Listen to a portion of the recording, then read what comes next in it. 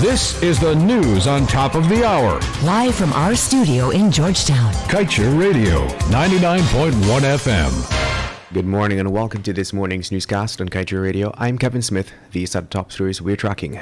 Geico Construction signs MOU with key U.S. firms to transfer skills and technology for local oil industry.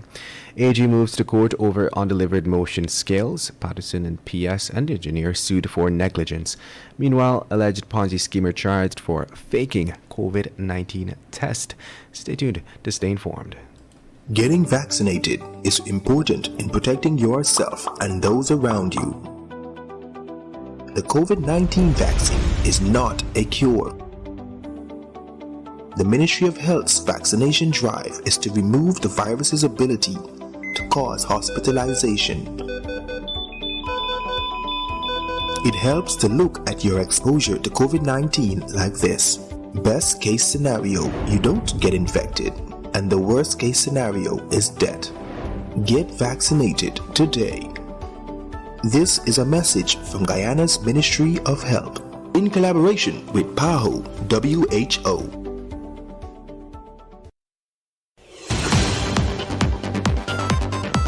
And now for the news in detail.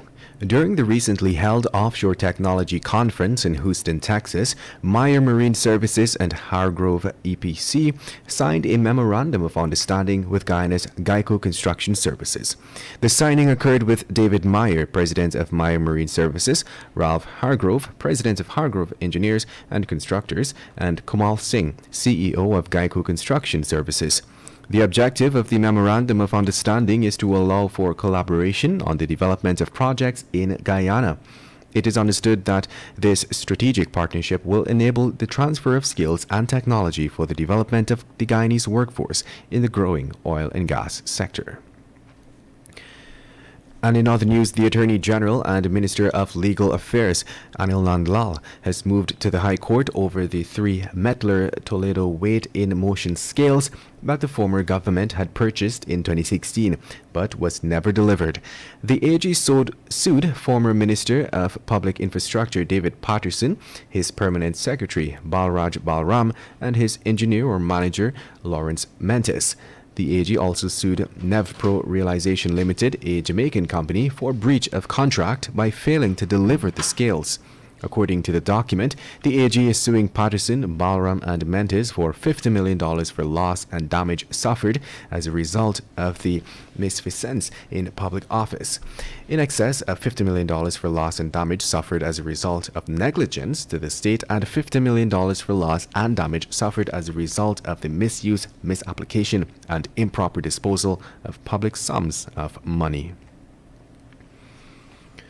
And moving on, alleged Ponzi scheme operator Atika Ishmael, the wife of Cuban national Yuri Garcia Dominguez, was yesterday placed before a city magistrate and charged for allegedly falsifying a positive COVID-19 test result. Ishmael made her appearance in the Georgetown Magistrates Courts before Senior Magistrate Leron Daly in the company of her lawyer Darren Wade. She was charged with conspiracy to commit a felony. Ishmael denied the charge, which alleges that on July 27th she conspired with her husband and others to forge a COVID-19 test result to show that she was positive. Senior Magistrate Daly placed her on $200,000 bail for the offense, and the matter was adjourned to September 10th. According to information on the day in question, the couple was slated to appear in the Sparendam Magistrates Court to answer to 60 additional fraud charges. And coming from DPI, Guyana and its sister country Suriname have settled on the model for which the highly anticipated quarantine bridge will adopt. During a joint press conference at the Arthur Chang Conference Center on Thursday, President Ali said he and Suriname's President Chandrika Prasad Santokhi have settled on the approach for interested companies to design, build, finance, own, and operate the quarantine bridge.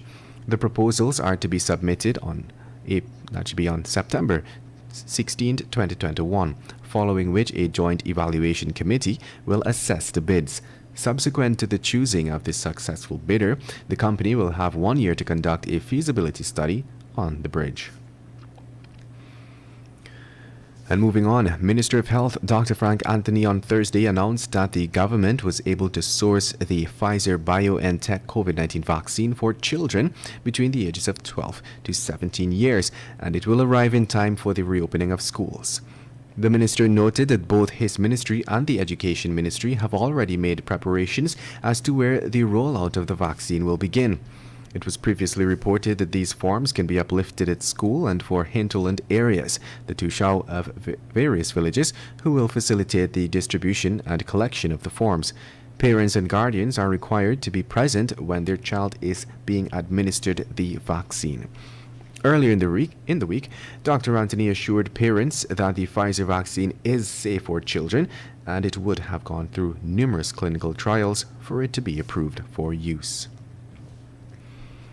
And to wrap things up this evening, let's tell you that a bandit was on Thursday shot to his right foot after he reportedly pulled a knife on a police officer who was trying to arrest him for attempting to snatch a woman's cell phone.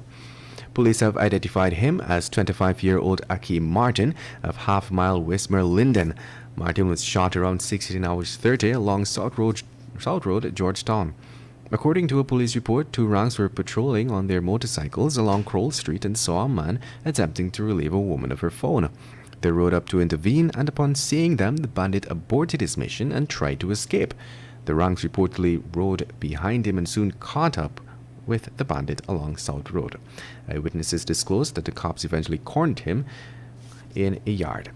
Police reported that as the rank was about to apprehend him, a scuffle ensued, during which he pulled out a knife and attempted to stab the officer. This reportedly forced the cop to retaliate by shooting the bandit to his right foot. And with that, we've come to the end of this morning's newscast. I'm Kevin Smith. Thank you for listening. I'm in a rush. Digital got me in a rush. Driving style for the summer. Digital summer rush.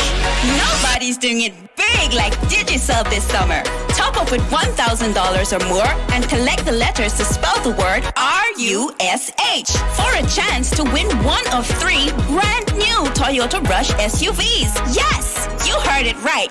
3 brand new Toyota Rush SUVs. Driving style for the summer.